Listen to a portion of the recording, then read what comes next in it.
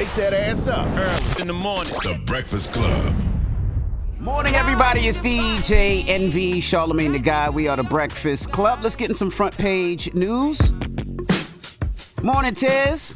Good morning, DJ NV, Charlamagne the Guy. Breakfast Club family. Yeah, just want to start off with some quick sports. Marc Gasol, he announced his retirement from basketball on Wednesday. He spent 13 years playing in the NBA, 20 years playing professional basketball overseas. So congratulations to Marc Gasol. All right, now let's talk about the social media CEOs testifying in the Senate. Charlamagne and I started talking about it a little bit. Yeah, you did. So this is what happened yesterday in Congress. So they said sexual predators, addictive features that you guys mentioned, suicide, eating disorders, unrealistic beauty standards, bullying. These are just some of the issues young people are dealing with on social media. I always like to say it's not just young people, like adults are obviously, affected as well. But this was about young people. They said child advocates and lawmakers say that these companies are not doing enough to protect them. So Wednesday, which you guys talked about yesterday, CEOs of Meta and TikTok, X, and other social media companies went before the Senate Judiciary Committee to testify as lawmakers, and parents grew increasingly concerned about the effects of social media on young people's lives. Now, the hearing began with recorded testimony from kids and parents who said that their children have been exploited on social media throughout the hours-long events. Parents who lost their children to suicide silently held up pictures of their dead children. Now, the hearing began with recorded testimony from the kids, like I just mentioned, in a heated question and answer session with Meta CEO Mark Zuckerberg. They really had him on the ropes yesterday. Republican Missouri Senator Josh Hawley asked the Meta CEO if he personally compensated any of the victims and their families for what they've been through. He also asked would he like to apologize to the families. Take a listen. So you didn't take any action. You didn't That's take not any true, action. Senator. You didn't fire anybody. You haven't compensated a That's single not- victim. that's Let not me what I ask you said. this. Let me ask you this. There's families of victims here today. Have you apologized to the victims? Would you like to do so now? Well- They're here. You're on national television. Would you like now to apologize to the victims who have been harmed by your product? Show them the pictures. Would you like to apologize for what you've done to these good people?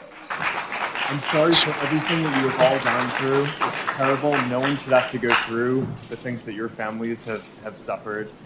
And this is why we invest so much and are going to continue doing industry-leading efforts to make sure that no one has to go through the types of things that your families have had to suffer.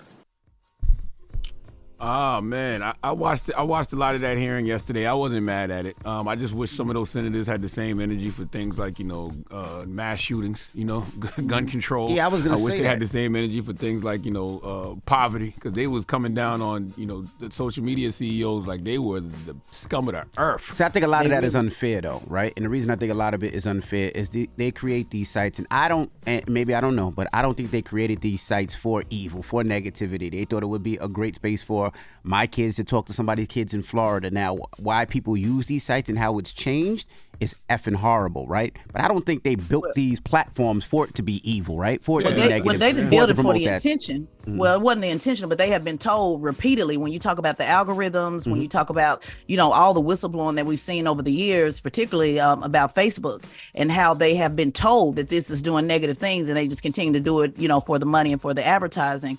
And Mark Zuckerberg said yesterday that he didn't think there was a link between mental health and negative outcomes on young people. We know that not to be true. We see that with grown people, that there's a link between mental health and that. So Democrat Senator Dick Durbin obviously disagreed. Let's listen to what he said right quick. With the touch of your finger, that smartphone that can entertain and inform you can become a back alley where the lives of your children are damaged and destroyed. These apps have changed the ways we live, work, and play. But as investigations have detailed, social media and messaging apps have also given predators powerful new tools to sexually exploit children. Your carefully crafted algorithms can be more powerful force on the lives of our children than even the most best-intentioned parent. That's right. See, but like you said, why don't they go at gun manufacturers the same and cigarette manufacturers the same way? Why don't they go at those people the same way that they went at these people? Yeah, I know they do with cigarettes, but I wish they had the same energy. But there is no regulations on social media at all. Like if these platforms, are the biggest broadcast platforms, and they need to have the same FCC rules and regulations as other broadcast platforms. You can't just get on TV and radio and say whatever you want. I mean, you can, but it will be consequences and repercussions. That's right. Not just for the broadcaster, but for the platform. We saw that with Fox News and the Dominion voting case recently. So I think what's going to change these platforms is when they are held liable, because I believe at the moment they can't be sued. I don't think they can. And let me just tell you what they were, what the whole thing was, the point of yesterday. They were trying to pass an act called the Kids Online Safety Act, just so folks know. This bill will require online services like social media networks, video game sites, messaging apps to put reasonable measures to prevent harm, like bullying and the self-harm and all this stuff. And it would also require them to turn on privacy and safety settings for default for kids under 18. It is bipartisan. Both Democrats and Republicans seem to agree, but we'll see if they'll I'm all for it. Let me ask you a question. When do the parents take responsibility as well, right? Because you're allowing your kids to go on these sites. You're allowing your kids to play. You're not watching over your kids to make sure they're saying, like you said, you had to, stop your daughter from playing it, on YouTube. And I stopped my son from playing certain things because I watched them. I make sure that there's certain words that can't be said. And if I hear those words, I stop it immediately. Like when it's not one person's fault. No, it's not. It's not the parents' fault. It's not the social media CEOs. It's not one person's fault. And that's my point. It's not yeah, but then remember the whistleblowing, guys. In last year, when John Todd, the founder of Whistleblowing Act, they exposed Facebook for these algorithms that are specifically targeting kids, and you know how stuff pop up in your feed over and over and over and over and over. So there's been some accountability. DJ Envy does come down to the parents. A lot of parents don't know what their kids are doing. They just you can't monitor everything. But when you've been told that these algorithms, that you're literally setting it up to only be able to swipe certain things and they keep popping up over and over and over, that's kind of where it gets a little bit sticky. This is about bullying, though. This is about kids who have killed themselves because they were being bullied. Right. So that's just not necessary. That's not algorithms. That's just it's all of that is what they're saying. It's all of that. It's the bullying. It's the algorithms. It's the just like you just heard Senator Durbin said. It's the algorithm of things that are happening. It's the beauty standards, the anorexia, the people having eating disorders. All of those things. It's not just one thing. It's bullying and harmful content. That's right. Well, we'll talk about it some more, all right? And then we'll see you in about an hour, Tess. Wake that ass up. Early in the morning. The Breakfast Club. Morning, everybody. It's DJ NV, Charlamagne the Guy. We are the Breakfast Club. All right, it's time for some front page news. What up, Tez? What's going on, DJ Envy, Charlamagne the Guy? Peace, Tez. Now, let's jump right into it. Now, a man was arrested after a video post showed a severed head of his father. What the hell? Yeah, this is wild. Wow. A Pennsylvania man has been charged after his father was found beheaded inside their family home Tuesday night in Middleton Township. Take a listen. 32-year-old Justin Moan of Levittown, Bucks County, and he stands accused of a truly unspeakable crime. He's accused of murdering and decapitating his own father, 68-year-old Michael Moan, a crime he allegedly videoed and then posted online. I am very sad for the family. I'm very sad for the community, and also for the people that knew him. By the time authorities got to the family home on Upper Orchard Drive a bit past 7 o'clock, the suspect had already left with his father's vehicle.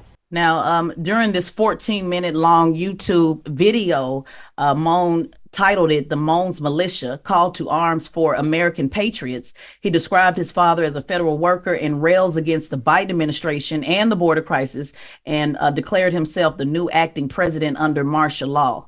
Now, so again, he referred to himself as a militia leader. He said that he was upset that his father was a federal employee for 20 years. Talked about, again, Joe Biden, and he was reading from a script. The police did eventually find him by pinging his cell phone, and he was arrested without incident. So this was some political stuff going on with this as well. So insane. All right. That's all I can say. I'm waiting. I'm like, that's all you can say. It's the world we live in, and I can't be surprised by any of this stuff anymore, man. People commit crimes, and for whatever reason, they feel like they want to showcase them online. But I'm telling you, I know what it is. It's projection.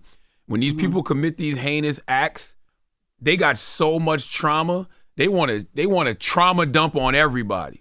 So they're sharing their heinous crime with the world because it's eating them up on the inside. That's just projection. But I'm glad that it makes it easier for the police to lock these people up. But boy, But what about the political side? Him talking about America's coming bloody revolution and the mental, again, that just lets me know he got mental health issues. Absolutely. That's what that is. That rant don't even mean nothing. That's just gibberish after you commit a crime like that. Like after you do something like that, you sever the head of your father and post it online. That's just gibberish, whatever's coming out of your mouth. That's just a rant. Obviously, he has problems. But what do you do with a person like that? He definitely got to go deal with the consequences of his actions, right? But while he's in prison, shouldn't he be getting some type of psychological treatment?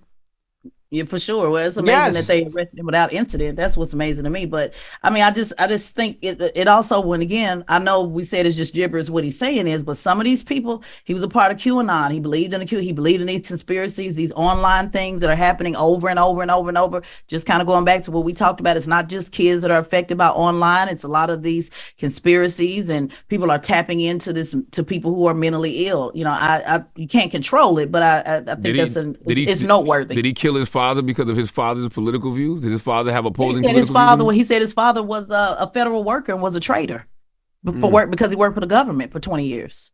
That's what he said. So that's the reason he killed him? That was the motive? That's what he said. I mean, I don't, again, I don't know if that's what, but that's literally what he said. Was that the motive? Did the police say that was the motive? I'm asking. That's what he said on the video. That's what he said. He said that's the reason he did it. He said, my father's a traitor for working for the government for over 20 years. This guy was an anti-government.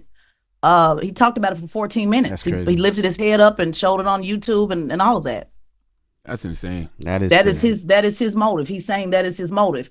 That his father deserved to die because he was a traitor. He should have never worked for the federal government. The fact that can even make it to YouTube is insane. Yep. But that's the problem. Like, there's no degree of difficulty to get on YouTube. Like and I don't think, and you can't stop that. You can't stop somebody from doing something like that. I was gonna say, how do you control it? Like, there's not enough people in the world to watch everybody's page to make sure that they can pull it in fast. You know what I mean? And you can't unsee it. No. So once you've witnessed it, once you've taken it in, it's in you. Right. Mm-hmm. All right. Yep. Well, that is Front Page News. Thank you, Tez. Mm-hmm. Absolutely. And make sure you follow at Tezlin Figaro on all social media platforms at Tezlin Figaro, and subscribe to the Straight Shot No Chaser podcast on the Black Effect iHeartRadio Podcast Network. All right. Now, when we come back, Tabitha Brown will be joining us. She has a new book. I did a new thing, 30 Days to Living Free. We're going to talk to her when we come back, so don't move. It's The Breakfast Club. Good morning. Wake that ass up. Early in the morning. The Breakfast Club.